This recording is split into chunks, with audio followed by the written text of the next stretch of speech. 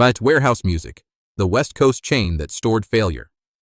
When you walked into a Warehouse music store in the 1980s, you were greeted by rows upon rows of vinyl records, cassette tapes, and eventually compact discs, all organized in a warehouse-style layout that gave the company its distinctive name.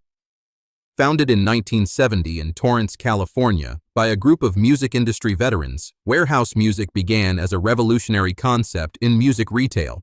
The founders, led by Bob Higgins, envisioned a no-frills approach to selling music that would appeal to serious music lovers who wanted selection and low prices over fancy store displays. The Warehouse aesthetic wasn't just a gimmick, it was a deliberate strategy to keep overhead costs low while maximizing inventory space. By storing massive quantities of music in a bare-bones retail environment, Warehouse could offer competitive prices that traditional record stores couldn't match. The original Torrance location featured concrete floors, industrial shelving, and minimal decoration, creating an atmosphere that felt more like shopping in a record distributor's warehouse than a traditional retail store. This concept proved immediately popular with Southern California music fans, who appreciated both the extensive selection and the discounted prices that came from the company's efficient operations. The timing of Warehouse Music's launch couldn't have been better for catching the wave of music industry growth that defined the 1970s and 1980s. As the company expanded throughout California during its first decade, it rode the successive waves of disco, punk, new wave, and heavy metal that made the Golden State a hotbed of musical innovation and consumption. By 1980, Warehouse had grown to over 50 locations across California, with stores averaging 8,000 square feet and carrying upwards of 40,000 different titles. The company's buyers developed a reputation for stocking deep catalogs of both mainstream and underground artists, making Warehouse destinations for music collectors and casual fans alike. Their inventory management system, advanced for its time, allowed them to track sales patterns and quickly reorder popular items while identifying slow-moving inventory for markdown sales. The chain's distinctive yellow and black logo became a familiar sight in strip malls and shopping centers throughout the state, and their advertising emphasized the message, "More music for less money." By the mid-1980s, Warehouse had become the largest music retailer on the West Coast, with annual revenues exceeding $200 million and plans for nationwide expansion that seemed to position them as a major player in American retail. The company's growth strategy during the 1980s was aggressive and, initially, highly successful. Warehouse went public in 1983, using the influx of capital to accelerate their expansion beyond California's borders into Arizona, Nevada, and eventually as far east as Texas.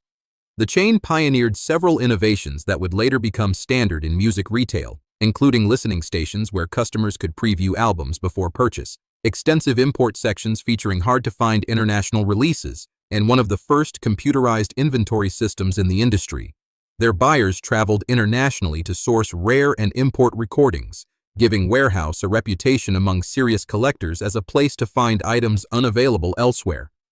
The company also developed strong relationships with major record labels, securing promotional materials, exclusive releases, and favorable wholesale pricing that helped maintain their competitive advantage.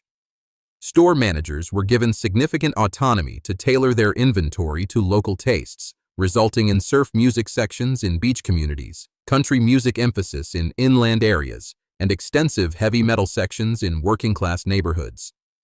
By 1988, Warehouse operated over 300 stores across the western United States, employed more than 4,000 people, and generated annual revenues approaching $500 million, making it one of the most successful regional music retail chains in American history.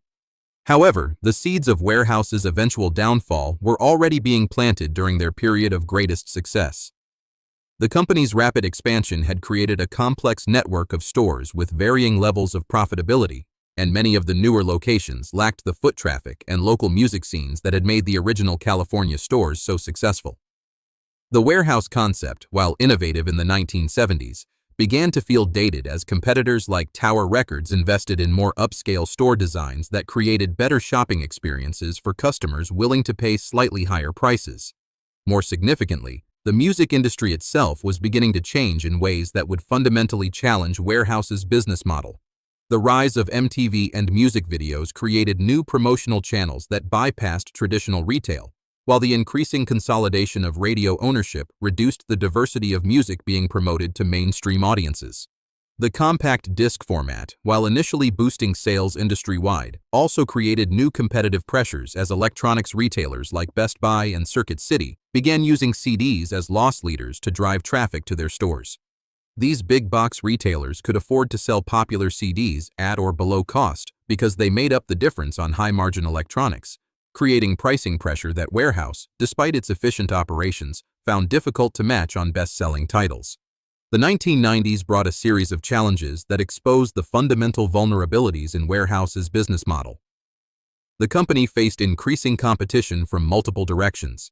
Traditional music retailers like Tower Records and Sam Goody were upgrading their stores and expanding their geographic reach, while mass merchants like Walmart were using their enormous buying power to offer popular CDs at prices that undercut specialty music retailers.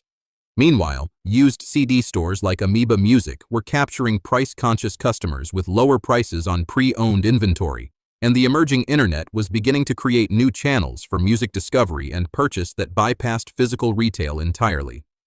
Wherehouse attempted to respond by diversifying into video sales and rental, adding sections for movies and video games, and even experimenting with coffee bars and live performance spaces in some locations. However, these initiatives diluted the company's focus and required capital investments at a time when their core business was already under pressure. The chain's warehouse aesthetic, once seen as refreshingly honest and functional, increasingly appeared shabby and uninviting compared to the more polished presentations offered by competitors. Store locations that had been profitable during the music industry boom of the 1980s found themselves struggling as suburban shopping patterns shifted toward enclosed malls and big-box retail centers where Wherehouse often couldn't afford the rent for prime locations. Financial pressures mounted throughout the mid-1990s as Wherehouse struggled to maintain profitability across their extensive store network. The company began closing underperforming locations, reducing their footprint from over 300 stores to approximately 200 by 1996. Several attempts at corporate restructuring, including changes in senior management and shifts in merchandise strategy, failed to arrest the decline in same-store sales that reflected broader changes in how Americans discovered and purchased music.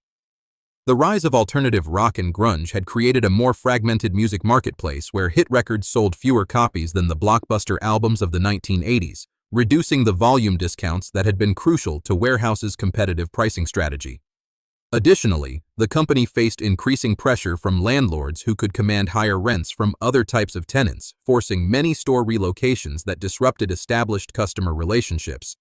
The chain's computerized inventory system, once cutting-edge, required expensive upgrades to remain competitive, while the costs of maintaining extensive back-catalog inventory became increasingly difficult to justify as customer browsing habits shifted toward seeking specific titles rather than exploring deep catalogs. By 1997, Wherehouse Music was posting quarterly losses and facing serious questions about its long-term viability in a rapidly changing retail landscape. The final phase of Wherehouse Music's corporate life was marked by a series of desperate attempts to find a sustainable business model in an increasingly hostile environment. In 1998, the company was acquired by Alliance Entertainment, a music and video distributor that hoped to integrate retail operations with its existing wholesale business. Under new ownership, Wherehouse attempted to reposition itself as a specialist in hard-to-find and catalog releases, betting that dedicated music fans would continue to value the deep inventory and knowledgeable staff that had always been the chain's strengths. Some stores were reformatted as Wherehouse Music and More, expanding their video game and DVD sections while reducing their music inventory to focus on faster-turning titles. The company also launched an early e-commerce website, but their online presence never gained significant traction against established internet retailers like Amazon and CD Now, which offered superior selection and often better prices without the overhead costs of physical stores. The rise of file-sharing services like Napster in 1999 created additional pressure on all music retailers, but the impact was particularly severe for chains like Wherehouse that depended on sales of full albums to customers who might now acquire individual songs through illegal downloads. Despite these challenges, some individual Wherehouse locations remained profitable, particularly stores in areas with strong local music scenes or limited competition from big-box retailers. The beginning of the end came in 2001, when the combination of economic recession, accelerating music piracy, and continued expansion of big-box music retailing created a perfect storm that made Wherehouse's business model completely unsustainable. The company filed for bankruptcy protection and began liquidating inventory while searching for potential buyers who might preserve some portion of the operation. Trans World Entertainment, the parent company of chains like Sam Goody and Musicland, acquired some Wherehouse locations and converted them to their existing formats, effectively eliminating the Wherehouse brand from those markets. A small number of stores were sold to independent operators who attempted to maintain the Wherehouse concept on a local level, but these efforts were generally short-lived as the fundamental economics of music retail continued to deteriorate.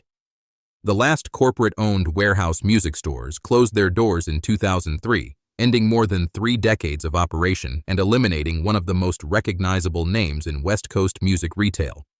The company's demise was mourned by music fans who remembered Wherehouse as a place where they could discover new artists, find rare imports, and browse extensive catalogs with the help of knowledgeable staff who shared their passion for music. The closure also represented the loss of thousands of jobs and the end of a retail concept that had successfully served music lovers for an entire generation.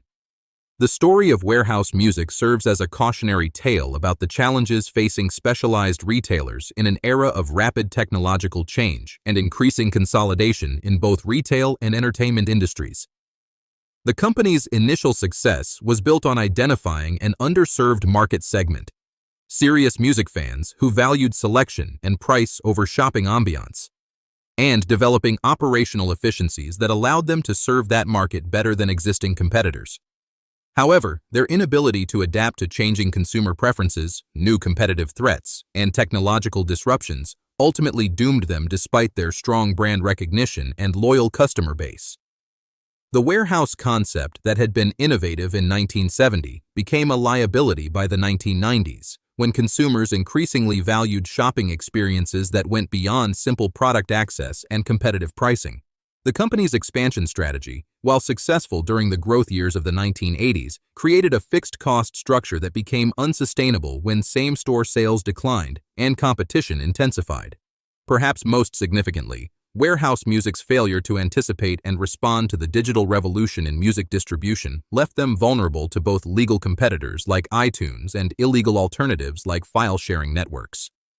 The chain's emphasis on deep catalog inventory, once a key differentiator, became economically untenable as customers shifted toward purchasing individual songs rather than full albums, and as the internet made rare and import music accessible without the need for specialized retail stores.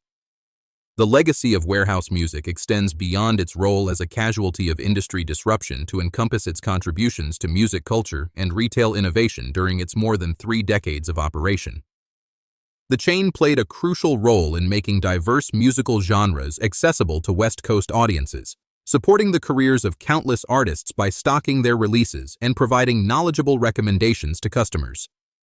Many music industry professionals, from record store clerks to A&R executives, got their start at Wherehouse locations, where they developed the expertise and connections that would shape their careers.